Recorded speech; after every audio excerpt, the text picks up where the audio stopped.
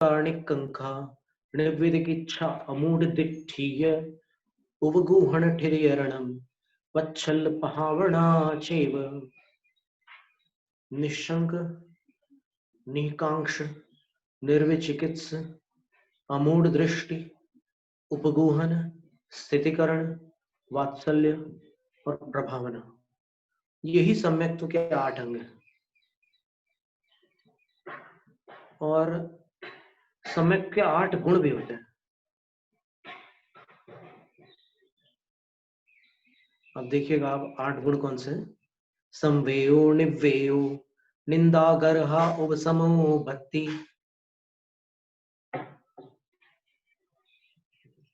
वत्सल्लम अणुकंपा 8 गुणा हुन्ति सम्मत्ते पूजा अवज्जयाणम पूजा अवर्ण जननम अरुहायीणम पयत्तेन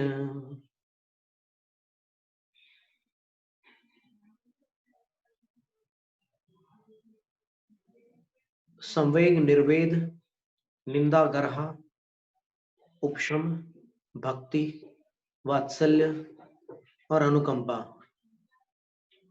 यहाँ आचार्य कह रहे हैं कि सम्मत्ते सम्यक्त होने पर 8 गुणा होती, ये 8 गुण भी होते हैं। अब इनमें एक गुण जो है वो 8 अंगों में भी आ रहा है, वात्सल्य।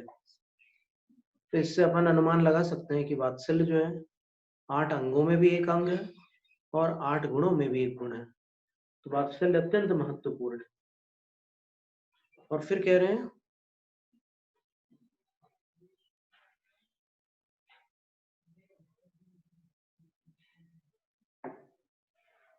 अवर्ण जननम अरुहायीणम पयत्तेन पूजा पूया।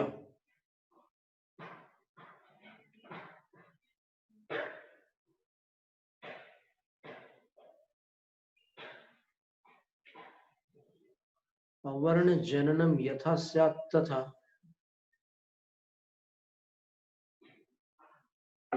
अर्हतादीनाम प्रयत्नेन पूजा, ऐसे संस्कृत छाया ऐसी बन जाएगी। तो इसका अभिप्राय क्या लेंगे?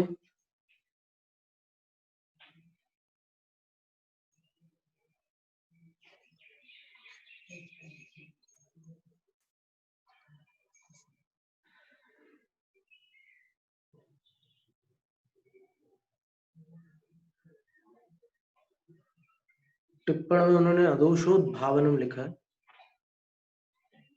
कि आप ऐसी पूजा करो कि जिसमें दोष उद्भावित न हो, अर्थात दोष प्रकट न हो।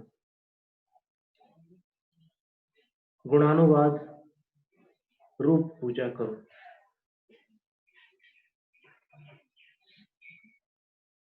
अवर्ण जननम,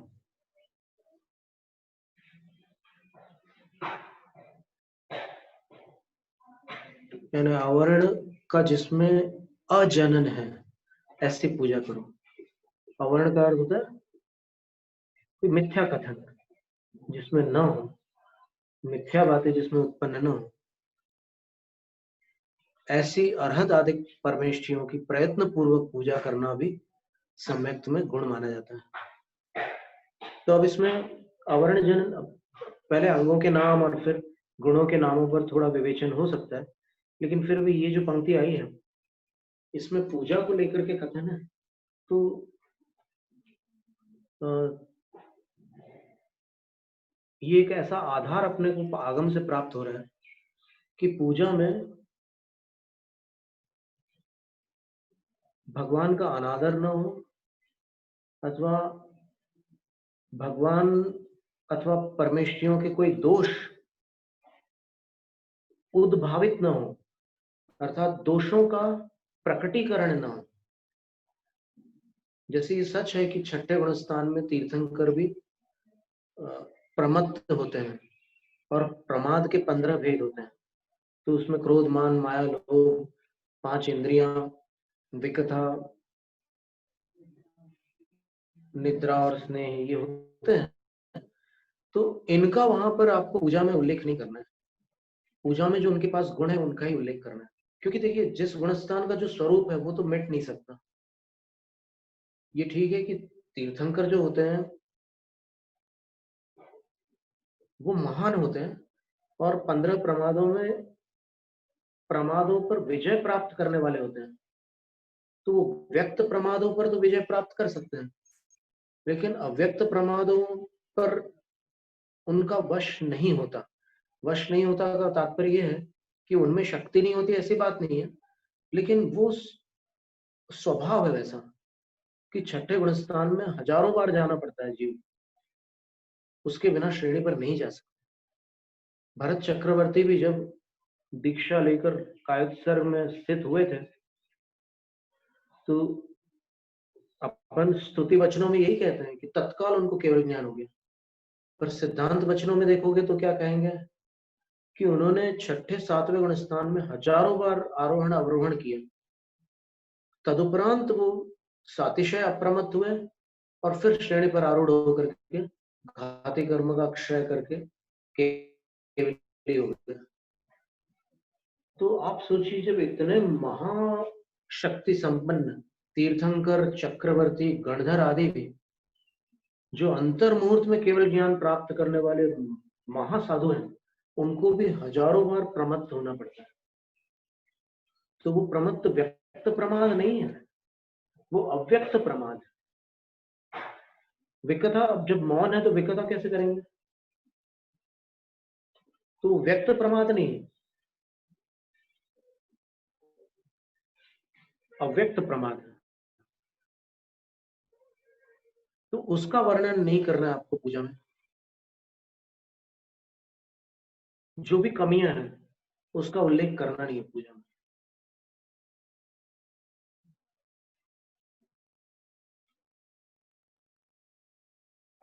बाहुबली की स्वामी की पूजा में आपको ये नहीं कहना है कि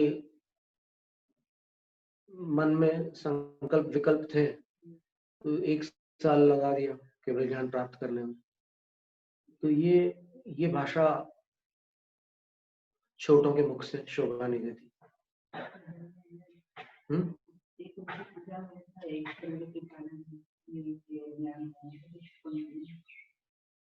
वो ढूंढा रही है कि हिंदी। हाँ, तो नवीन पूजाओं में देखिए इस पंक्ति से अपन एक शिक्षा ले सकते हैं कि पूजाएं कौन सी की जाए।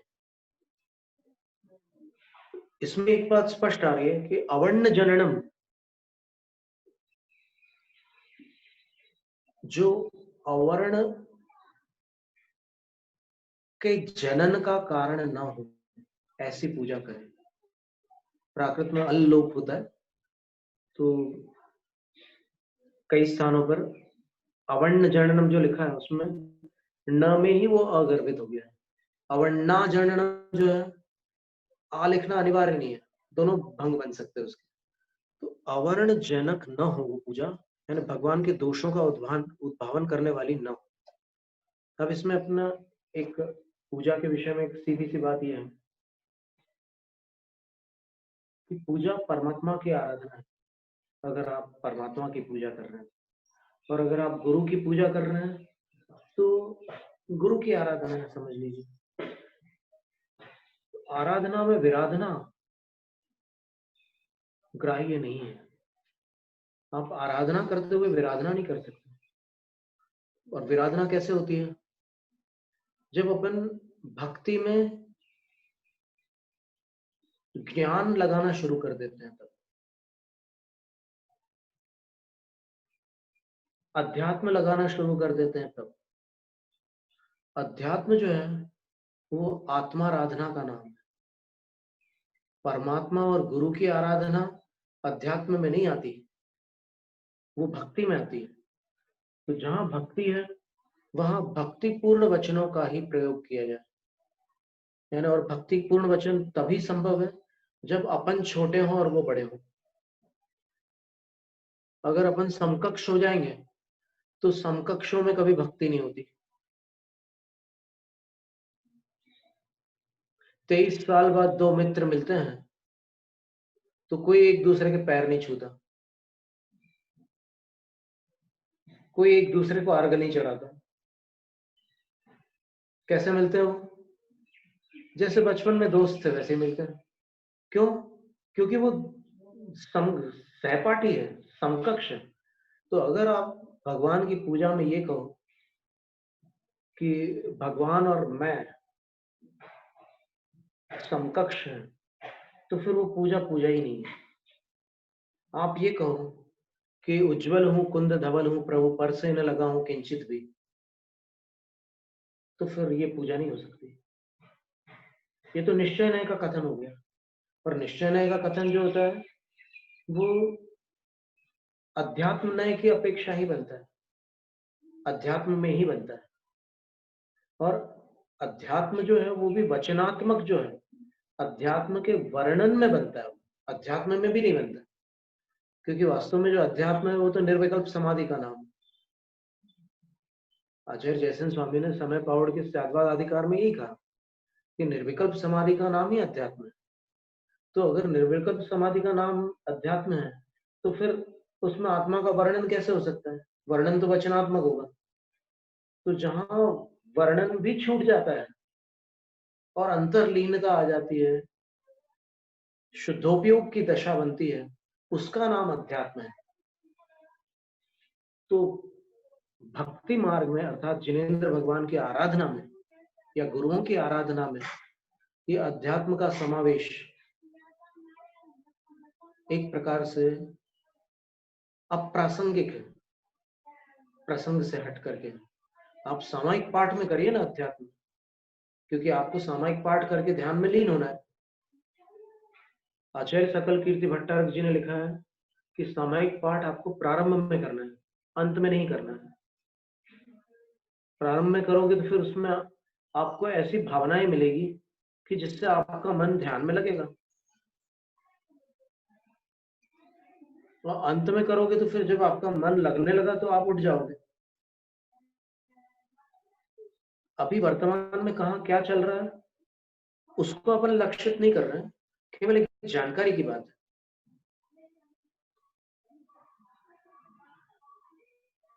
और अगर ये बात किसी को समुचित लगती हो तो स्वीकार कर ले, और अगर जो चल रहा है वही मान्य है तो फिर कौन रोक सकता है? तो वहां सामायिक पाठ में अध्यात्म शोभा देता है, पूजा में नहीं। पुरानी पूजाएं देख लीजिए ना, पूजाएं कोई कब से चली आ रही पूजा। आप पद्मनंदी पंचविंशतिका में देखिए आचार्य पद्मनंदी ने कैसी पूजा की जिनेंद्र भगवान की, और आप यशस तिलक चंपू में देख लीजिए कैसी पूजा की जिनेंद्र भगवान की, और अन्यान्य ग्रंथों में देख लीजिए ना, पुराणों में देख लीजिए कैसी पूजाएं हैं जिनेंद्र भगवान की। वहां कहीं ऐसा नहीं लिखा कि आप और मैं एक समान है, बल्कि भगवान को और अपने आप को एक समान कहना, उनके सामने हाथ जोड़ करके कहना कि मैं और आप एक समान है, तो वो हाथ जोड़ना मायाचारी है।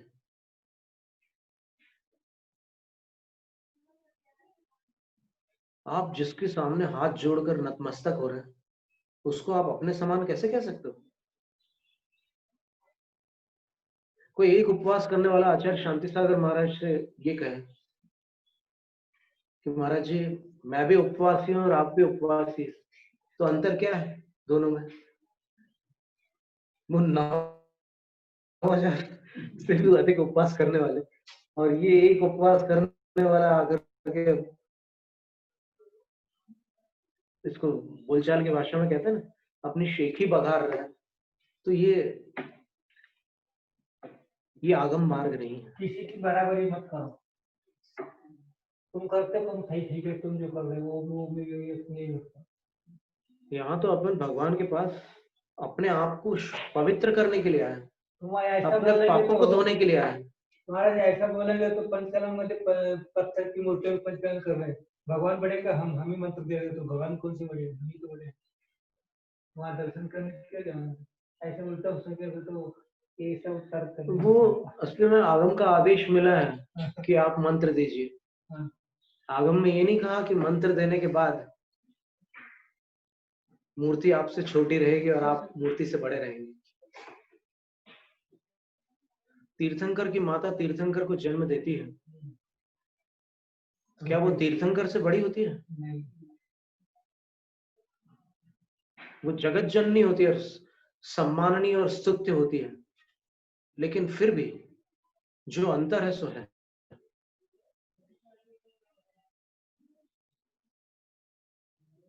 और पूजा करते समय ये जो अवर्ण वचन बता रहे हैं आप, कि ऐसे शब्द बोलना, कोई अपने यहाँ कोई अतिथि आता, मेहमान आता है, तो उसको कुछ नाश्ता पानी भी दे देते हैं, कभी स्नैक्स वगैरह, आम है, अंगूर है, कभी काजू किशमिश बादाम भी खिला देते हैं उसको। पर खिलाते समय बचने के अपने शब्द कैसे बोले जाते हैं उस समय, अरे इतनी थोड़ी सी ये तो स्वीकार कर लो सेवा, तो अतिथि का सम्मान करने के लिए वो इस तरह से करते हो। तो उसमें ये नहीं बोलते कि ये कड़वी बादाम खा लो, ये खट्टे अंगूर खा लो, सड़ा आम खा लो, ऐसे शब्द नहीं बोलते। तो जब मेहमान को आप कुछ भेंट करते समय अप्रशस्त वचन नहीं बोलते, तो भगवान को द्रव्य चढ़ाते समय द्रव्यों के प्रति ऐसे अप्रशस्त वचन कैसे बोल सकते हो?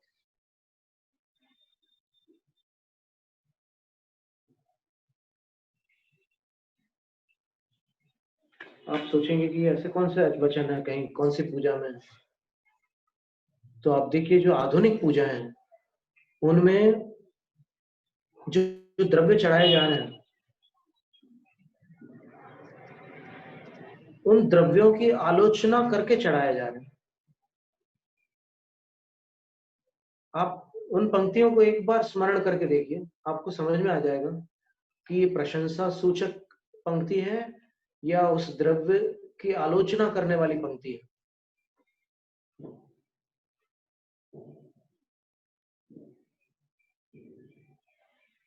अपन जल से प्रारंभ करते हैं। अनादिकाल से जग में स्वामिन, जल से शुचिता को माना। ये जल की प्रशंसा है कि निंदा है?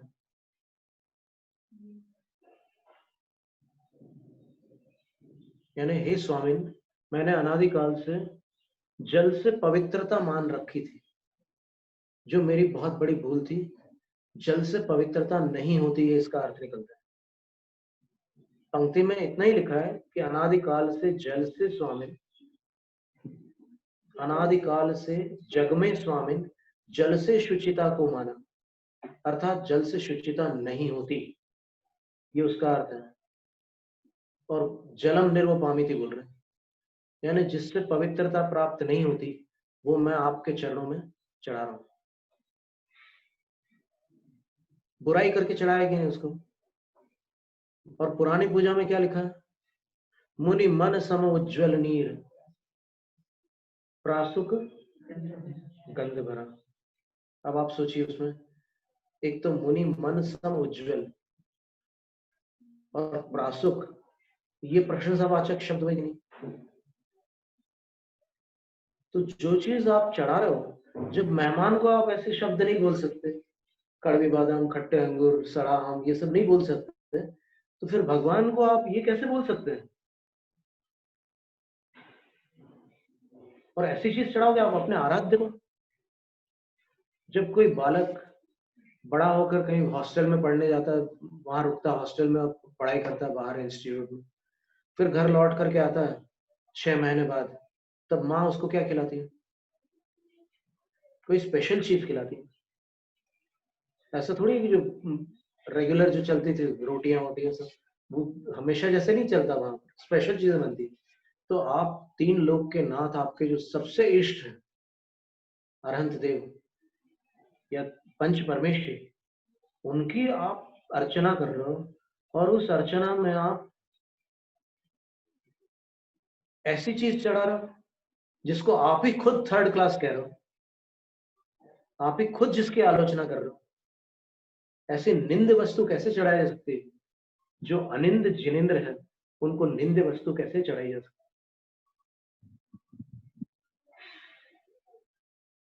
फिर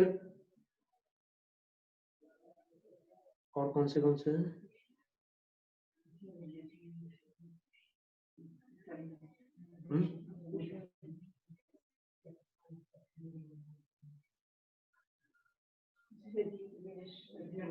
नहीं, अभी गंध का देखो क्या है।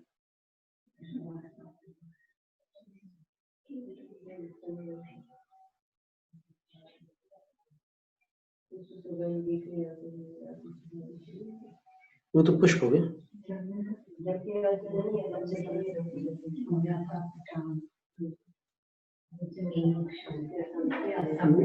वो चंदन में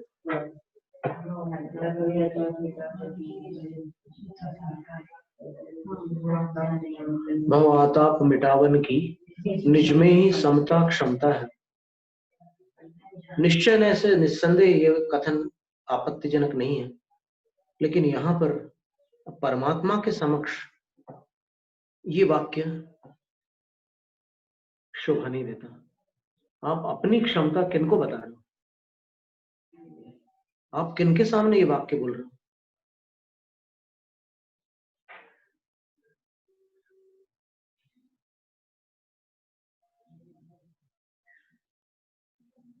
जिसको सारे गामा भी बोलना नहीं आता,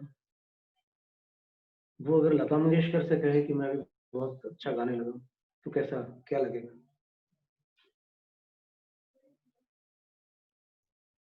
ये निज की बात कहां से आ गई?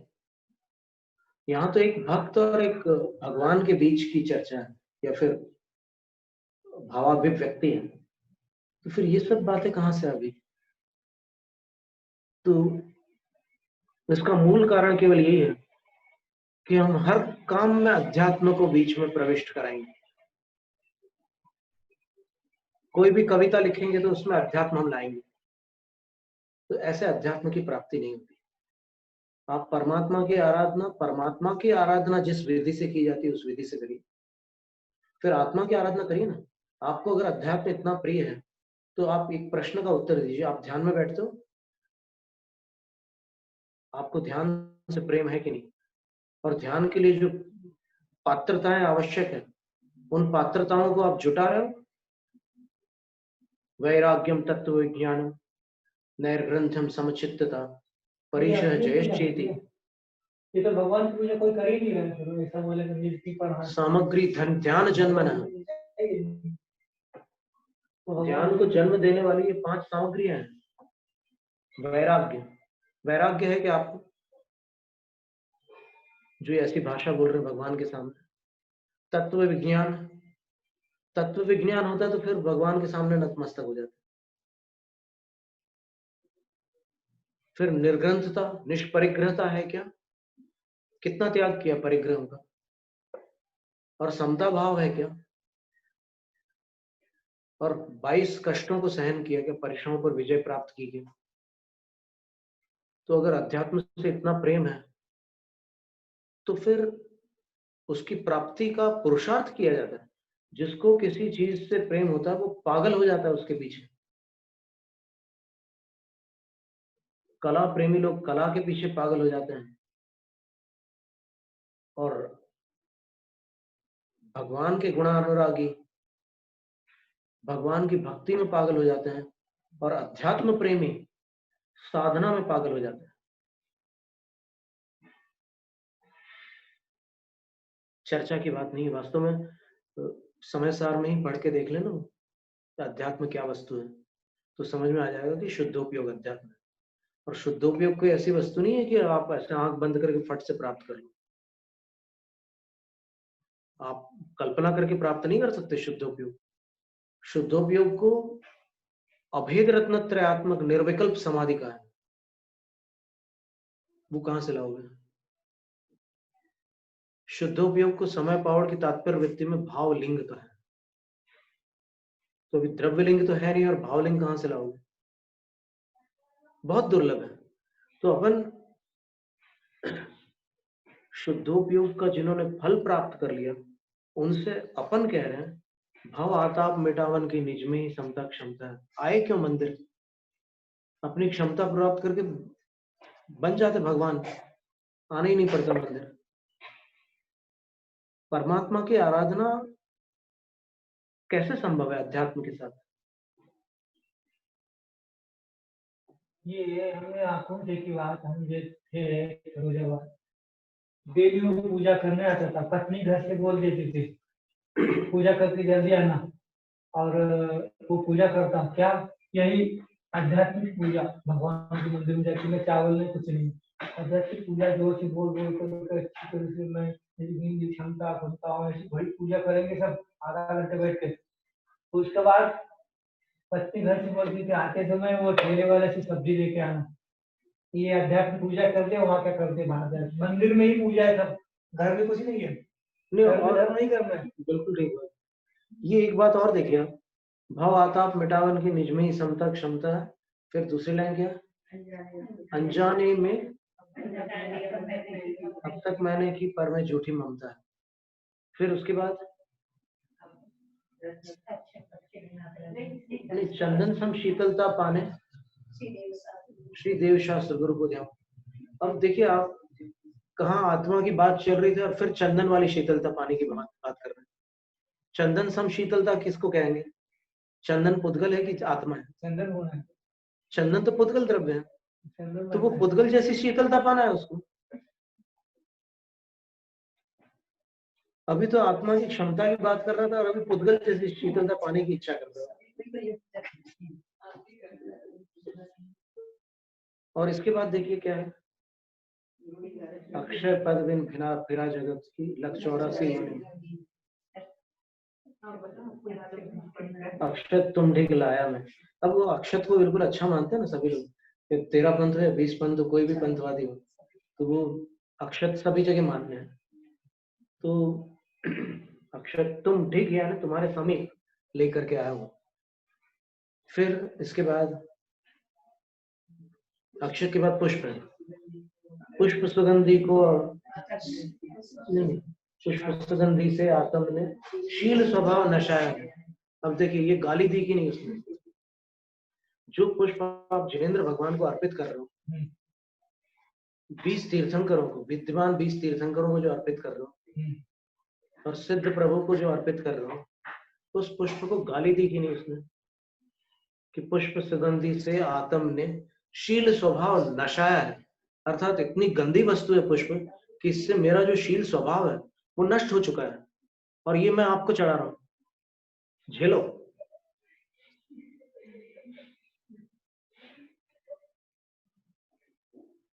क्या तमाशा बना करके रखा है।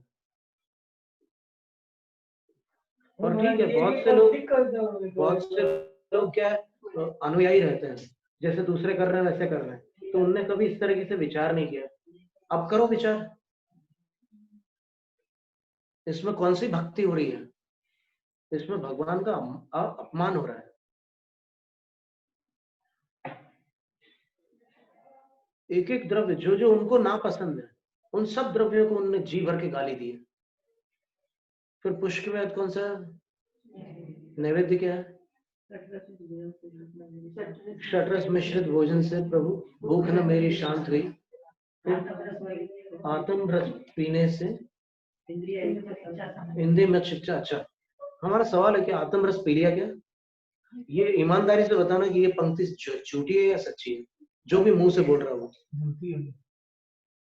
अभी नमक बिना का भोजन कर लोगे क्या? घर में नमक मारा जी भूल गई, खाली बाहर फेंकोगे सुदर्शन चक्र के समान। तेरे खाना बना आता है। देखो, अतिरेक करना अच्छी बात नहीं है। ये आत्म प्रशंसा कर रहे हैं, आत्म रस पी लिया। कहां से पी लिया आत्म रस? आत्म रस कौन पीता है? आत्म रस क्या स्वाध्याय से मिलता है या ध्यान से? स्वाध्याय से आत्म रस का वर्णन मिलता है जानने में, और अत्यंत कठिन पुरुषार्थ से उस रस का पान होता है। और इंद्रिय मन इच्छा शमन हुई, क्या बात कर रहे हो आप? इंद्रिय मन इच्छा शमन हो जाने से आपकी क्या अवस्था होती? आप अभी जिस अवस्था में, जो लोग पूजा कर रहे हैं उनसे हमारा सवाल है, अभी जिस अवस्था में है वो इंद्रिय मन की इच्छा के शमन के बाद वाली अवस्था है। बिल्कुल आगम विरुद्ध पूजा है।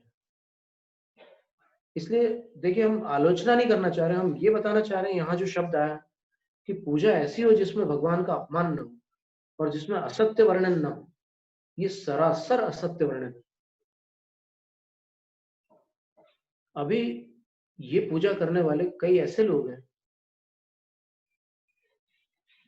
जो जैनाचार में भी ठीक से फिट नहीं होते। जैन धर्म का जो आचरण होता है ना, एक साधारण से साधारण जैन जिस आचरण को पालता है वो भी नहीं पाल पाते, और फिर ऐसे बातें कर रहे हैं कि इंद्रिय और मन की इच्छा शांत हो गई। और फिर आगे क्या पंक्ति है? नहीं नहीं, इसके बाद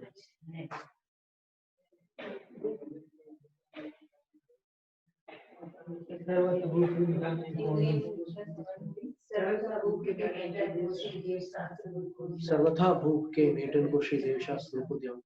अब देखिए, यहाँ ध्यान शब्द भी थोड़ा आपत्तिजनक है। अगर उसका शब्दार्थ देखें तो यहाँ आप ध्यान कर रहे हो या क्रिया कर रहे हो। ध्यान निवृत्त्यात्मक होता है, क्रिया प्रवृत्त्यात्मक होती है। तो आप क्या कर रहे हो, प्रवृत्ति कर रहे हो या निवृत्ति? कहाँ ध्यान कर रहे हो? अब इसके बाद क्या है? जड़ दीप विनश्वर को अब तक समझा था मैंने जिया। आप देखिए, अगर कोई इंसान किसी दूसरे को जड़ बोल दे तो मारपीट हो जाए कि नहीं? तो इसका अर्थ ये हुआ कि जड़ शब्द कोई प्रशंसावाचक शब्द नहीं है, एक अपेक्षा से अपशब्द ही है। और आप जिस दीप से भगवान की पूजा कर रहे हो उसको आप गाली दे रहे हो, अपशब्द बोल रहे हो, जड़। और दूसरा विनश्वर, ये दूसरी गाली और दे दी आपने। तो आप यानी दुनिया के काम छोड़कर यहाँ भगवान के सामने ये उपसर्ग करने आए हो, उपद्रव मचाने आए हो या भक्ति करने, ये पहले सोचिए। ऐसे शब्द बोल करके आप चढ़ा रहे हो भगवान को।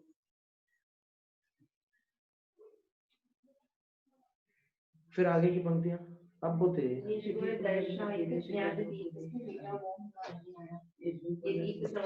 मोह का अंधियारा मिटा के नहीं, ये तो आपकी भाषा से समझ में आ रहा है, जिनने भी लिखा हो इस पंक्ति को। मोह का अंधकार मिट जाता तो फिर जिनकी वाणी से मोह का अंधकार मिटता है उनका अनादर नहीं करते।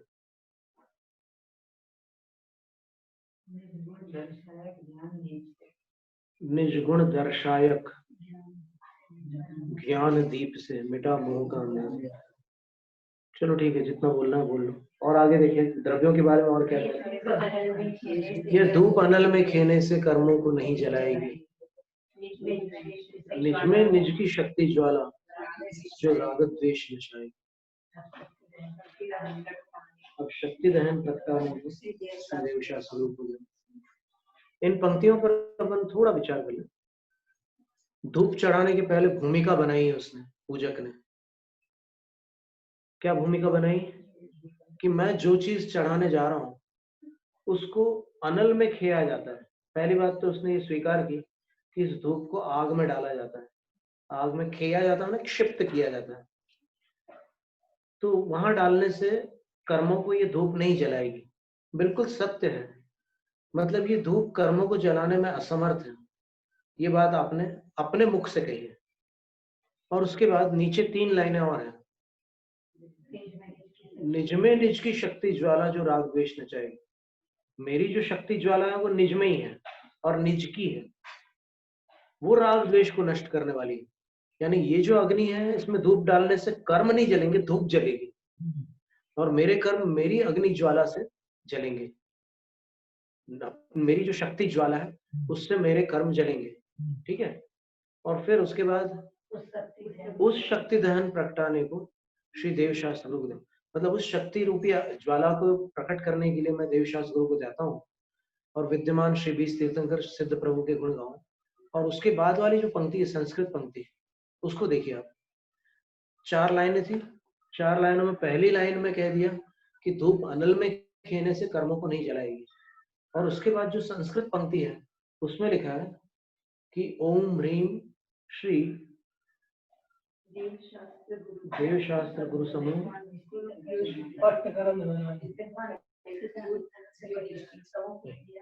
वो सब ले लिया। और उसके बाद क्या लिखा? अष्टकर्म दहना है लिखा, धूपम निरूपमामि की स्वाहा। यानी ये कहना पड़ेगा कि स्मरण शक्ति बहुत दुर्बल है, क्योंकि 3 लाइन से ऊपर क्या कहा था कि अग्नि में धूप को खेने से कर्म नहीं जलते। ये बिल्कुल एक निश्चय था, एक निर्णय था। और अभी क्या कह रहे हैं? अष्टकर्म दहनाय धूपम निरूपमामि। 8 कर्मों को जलाने के लिए मैं धूप वहां खे रहा हूं। तो अब कौन सा वाक्य सच्चा माने जाए? वो 8 कर्मों को जलाने के लिए धूप खे रहा है और कह रहा है कि धूप खेने से 8 कर्म नहीं जलते। तो ये दोनों बातें परस्पर विरुद्ध है या नहीं है? परस्पर विरुद्ध है। और एक ही पूजा में दोनों बातें आ रही है, तो फिर क्या करें? यहाँ पर धूप के दुर्गुण नहीं बताने कि इससे कर्म नहीं जलते, तो फिर आप अंतिम पंक्ति बोल ही नहीं सकते। अष्टकर्म दहन है, ये कैसे बोल सकते हो? और वो अष्टकर्म दहन करने के लिए जो धूप खेई जाती है, धूप खेने से अष्टकर्मों का दहन कैसे होता है, इस प्रक्रिया को आपने सिद्धांत नहीं पढ़ा है, जैन सिद्धांत, इसलिए आप नहीं जानते। आपको पता नहीं है कि जिण पूजा वंदन नमन सनेही बहुकम्म पदे सनिज्जरोवलंबा। धवला की 10वीं पुस्तक में आचार्य वीरसेन स्वामी ने लिखा है कि जिनेंद्र भगवान की पूजा, नमस्कार और वंदना द्वारा कर्मों की अत्यधिक निर्जरा होती है। ये आपको स्वीकार नहीं है, अथवा आपको इसके बारे में जानकारी नहीं है। आपको केवल यही लगता है कि शुद्धोपयोग से निर्जरा होती है। भगवान की पूजा, भगवान की भक्ति आराधना से निर्जरा नहीं होती है।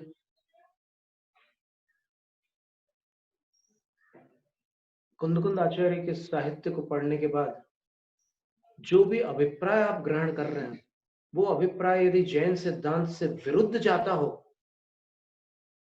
तो वो अभिप्राय जिन शासन में मान्य नहीं है। क्योंकि अध्यात्म आगम का सार है। अध्यात्म कभी भी आगम से विपरीत नहीं हो सकता।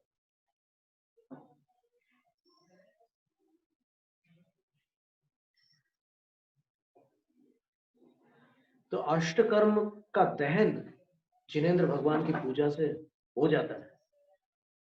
बहुकम्म पदे से निच्चरो विलंबा।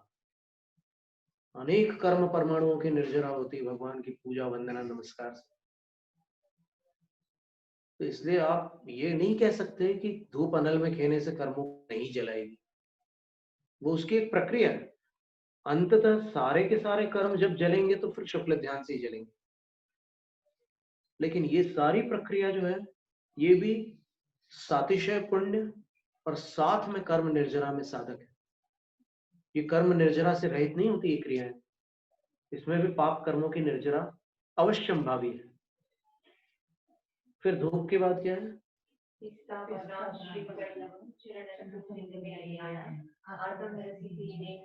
फिर आत्म रस आ गई। अभी परमात्मा की आप भक्ति कर रहे हो और ये आत्मा कहां से आ गई बीच में? आत्मा का हमें बिल्कुल विरोध नहीं है, लेकिन आत्मा का समुचित स्थान पर आप अगर आदर करते हो तो स्वागत है। आचार्यों ने जो कहा आत्मा की आराधना कैसे की जाती है, उस तरीके से आपको, तो फिर आप धन्य हो। लेकिन यहाँ परमात्मा की आराधना में आत्मा की बात क्यों कर रहे हो? परमात्मा की आराधना में आप परमात्मा की भक्ति करें। अभी तो ये पूजा की बात चल रही है। स्तुति में अलग बात हो जाती है। स्तुति में क्या है कि भगवान के कुछ कथनों का भी अपन उल्लेख करते हैं। स्तुति में भगवान की कथा भी आ जाती है, छोटी सी भगवान का गुणगान भी हो जाता है। और ये पूजा जो होती है अष्ट द्रव्य प्रधान होती है, तो उन द्रव्यों को लक्ष्य करके कुछ ऐसे भाव जोड़ते हैं अपन उसमें पंक्तियों में कि जिससे अपनी विशुद्धि में वृद्धि हो, और फिर अपन उसका आप प्रथम देव अरहंत सुश्रुत सिद्धांत जू, उस पूजा को देखिए ना, कविवर दयानंद राय जी ने वो पूजा लिखी है, उसको देखिए आप, कितनी सुंदर पूजा है। उसमें उन्होंने कहीं भी आत्मा की बात नहीं की, परमात्मा की भक्ति कर रहे हो तो परमात्मा की। साइंस के पीरियड में आप ग्रामर नहीं बोल सकते कुछ।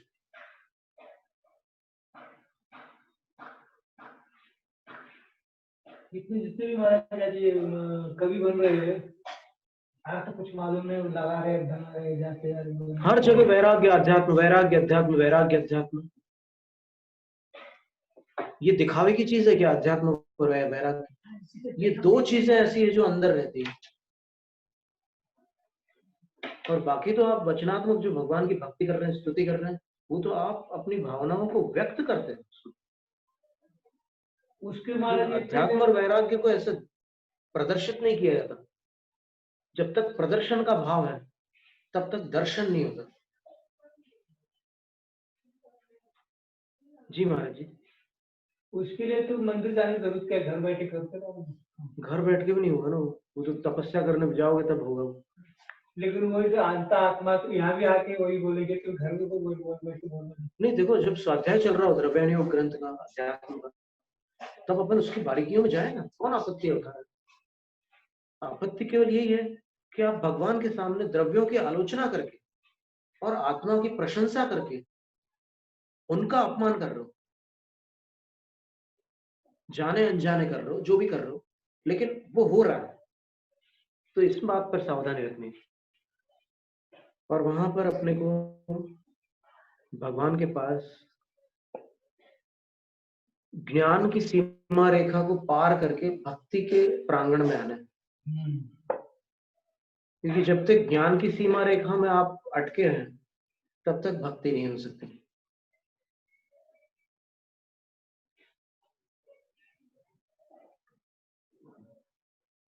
हृदय और बुद्धि दोनों में बड़ा अंतर है। जब आपको भावना करनी होगी या भावना के अभिमुख होंगे आप, तब वहां पर हृदय से काम लेना होगा। और जब आपको तत्व निर्णय करना हो, ऊहापोह करनी हो, तब बुद्धि से काम लेना होगा। भगवान के सामने बुद्धि मत लगाओ,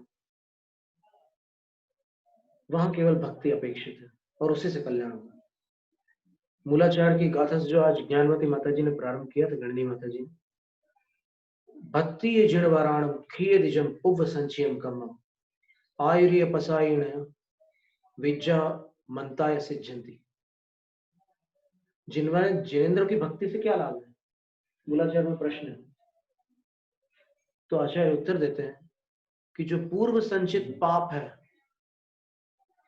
वो अरहंतों की भक्ति से, जिणवराणम भक्ति है, खीयति क्षीण हो जाते, क्षय को प्राप्त हो जाते हैं। भक्ति से सिर्फ पुण्य बंद होता है, ऐसा कहने वालों को इस गाथा पर ध्यान देना होगा कि इस गाथा में आचार्य ने क्या कहा कि जिनेन्द्र भगवान की भक्ति से पूर्व संचित पाप नष्ट हो जाता है। और आचार्यों की भक्ति से क्या प्राप्त होता है? तो बोलते आयुर्य पसायण। आचार्य की जब कृपा होती है, कोई इतनी भक्ति करे आचार्य की कि उनके अंदर आपके प्रति कृपा का भाव उत्पन्न हो जाए, तो आचार्य की कृपा से विद्या मंताय सिद्धंती, विद्याएं और मंत्र सिद्ध हो जाते हैं।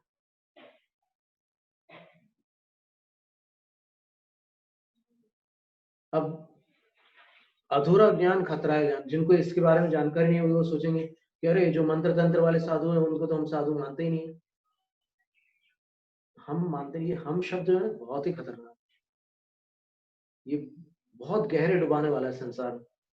आपके मानने ना मानने से क्या फर्क पड़ता है? मूलाचार में गाथा जो लिखी उस पर विचार करो, क्या कह रहा है कि आचार्य की कृपा से विद्याएं और मंत्र सिद्धि को प्राप्त होते हैं।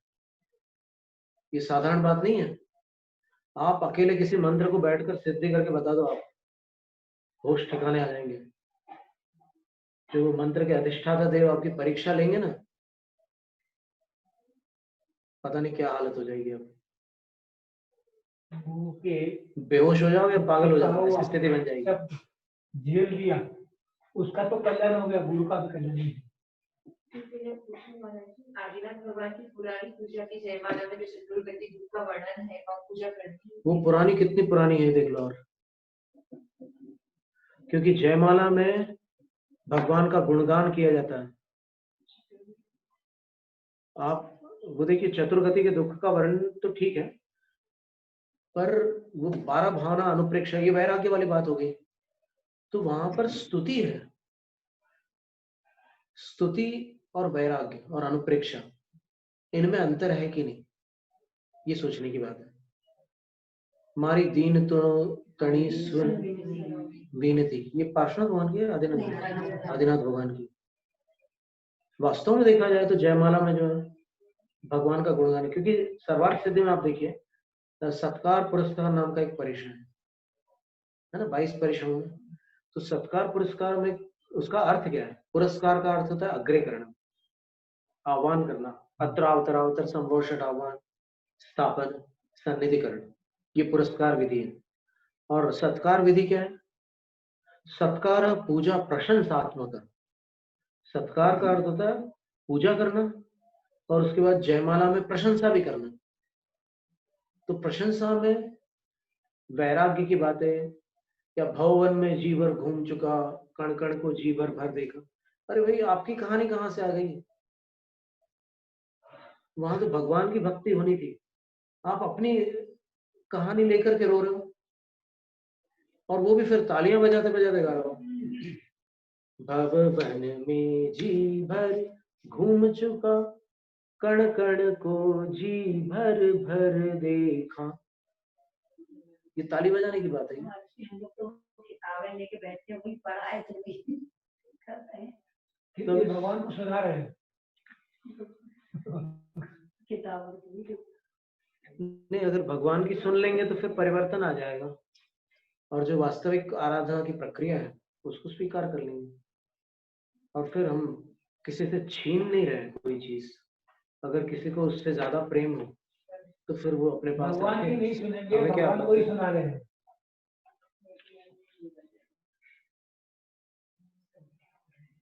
तो अर्हत आदि का प्रयत्न पूर्वक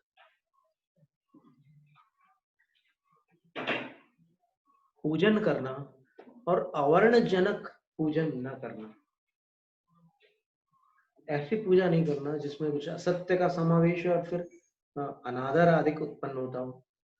द्रव्यों को आप चढ़ा रहे हो तो जो भी द्रव्य चढ़ाओ उसकी अच्छाइयां बोल करके चढ़ाओ, बुराई करके मत चढ़ाओ। और आपको अगर उसका कोई उदाहरण या सैंपल चाहिए, वो नमूना, तो फिर पद्मनंदी पंचविंशतिका में जो 19वां जिन पूजाश्रक नाम का एक प्रकरण है, उसमें देख लीजिए आप कि आचार्य ने कैसे भगवान की पूजा की है, कैसे शब्द है उनके, इतने सुंदर शब्द है वो कि पढ़ते साथ अपने अंदर पूजा किए बिना भी आह्लाद उत्पन्न हो जाता है। फिर पूजा करते समय क्या होता होगा कह नहीं सकते, इतना आनंद आता है।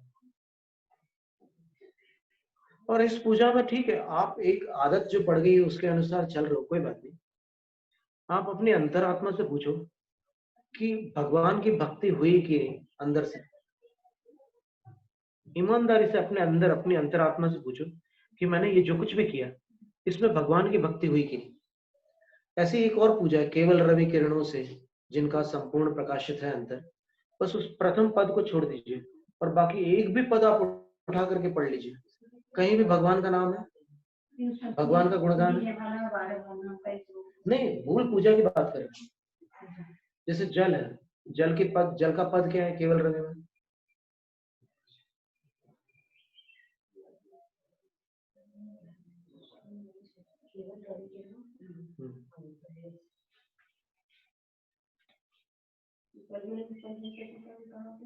उन्नीसवां पूरा पूजा का ही वर्णन है, सिर्फ पूजा है। 19वां अध्याय।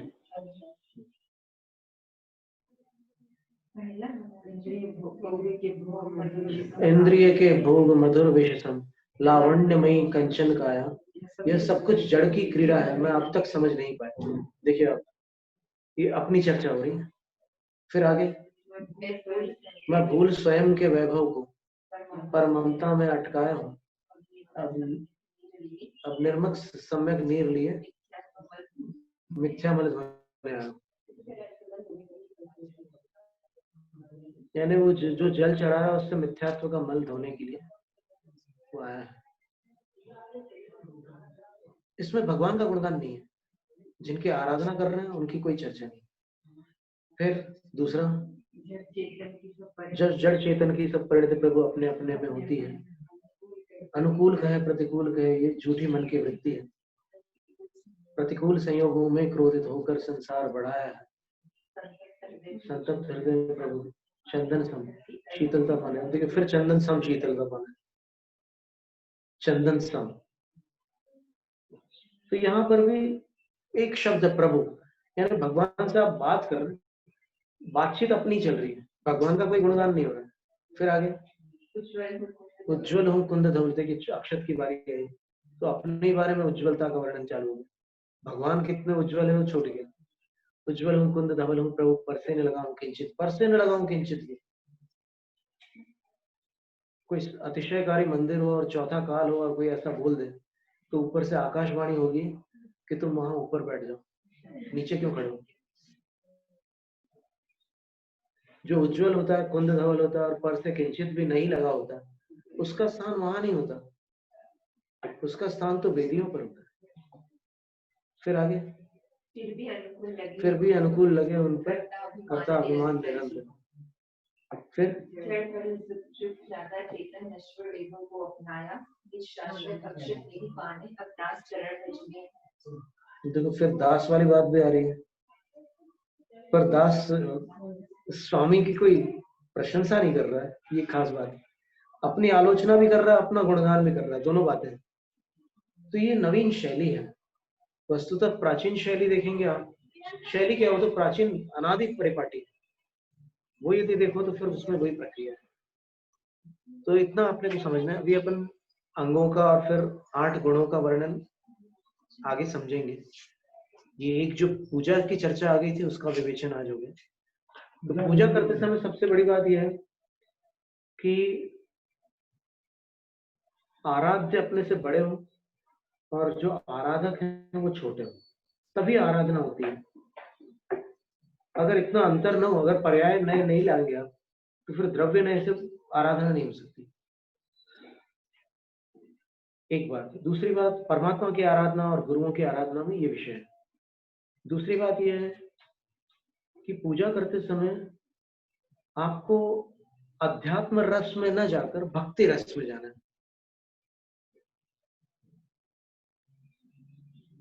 अध्यात्म रस में जाने के लिए ध्यान की प्रक्रिया है, वो एक ही उपाय है। शुद्धोपयोग के सिवाय अध्यात्म रस होता नहीं। अध्यात्म का वर्णन अवश्य होता है अध्यात्म ग्रंथों में, लेकिन अध्यात्म जो साक्षात अध्यात्म रस है वो शुद्धोपयोग में ही शक्य है। और यहाँ भगवान की भक्ति करते समय शुद्धोपयोग नहीं हो सकता। तो आप भक्ति कर रहे हैं तो भक्ति करो, वहां पर शुद्धोपयोग की चर्चा मत लाओ। तो भक्ति कैसे होगी? जब आराध्य का आप गुणगान करेंगे तब भक्ति होगी। गुणगान के बिना भक्ति नहीं होगी। आप अपना वर्णन करेंगे निश्चय से और व्यवहार से, किसी भी नए से आप अपना वर्णन करेंगे तो उसमें भक्ति नहीं होगी। आप भगवान का वर्णन करेंगे तो भक्ति होगी।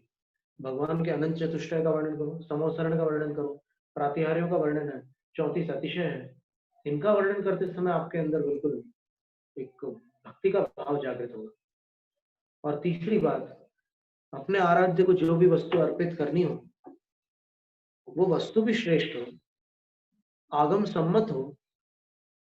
अब कुछ शताब्दियों से थोड़ी सी पद्धतियां बदल गई है, तो अब उसके बारे में हम क्या कह सकते हैं, वहां के जीवों के कर्मों का उदय है, बस इतना ही कह सकते हैं।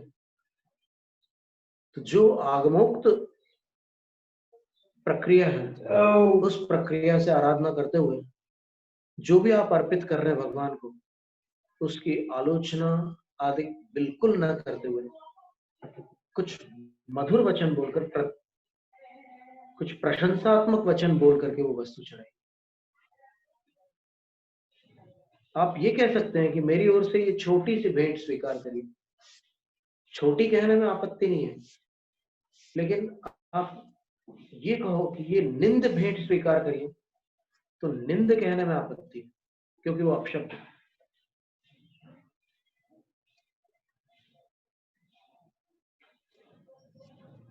मेरी ये छोटी सी भेंट स्वीकार करिए, ये मिष्टान है, स्वीकार करिए। मिष्टान में आपने, मिष्टान शब्द भी अपने आप में मीठा है। शुद्ध घी का दीपक है, इसमें ये ज्योति है, आप में केवल ज्ञान ज्योति है। तो मेरे पास तो नहीं, मैं इसी से अर्चना कर रहा हूँ। ऐसे विनम्र भाषा हो, विनय और भक्ति से विशुद्धि बढ़ती है, निंदा और अहंकार से विशुद्धि नष्ट हो जाती है, संक्लेश बढ़ता है। इसलिए आप अगर परमात्मा की आराधना कर रहे हो, तो फिर ये निंदा वचन और आत्म प्रशंसा वचन, इनको छोड़ करके आराधना करेंगे तो उससे आपको आनंद, आप प्रयोग करके देखिए। अगर आपको न जमे तो फिर आपका भाग्य, और आप स्वतंत्र हैं, फिर आगे आपको जो करना हो आपको ठीक लगे। तो ये एक पंक्ति पर आज इतना विवेचन हुआ है। इसमें अगर कभी हम कहीं बीच में कोई बात हम थोड़ी तीखी बोल गए हो, तो फिर उसका बुरा मतलब है ना। वास्तव में देखा जाए तो जब अपने आराध्यों का अनादर होता है, तो फिर थोड़ा भावावेश तो आता ही है, शांत नहीं रहा जाता। इसलिए इतनी बात जैनम जैसे शास्त्र अथा प्राणिक स्वाध्याय निष्ठापन क्रियायां पूर्वज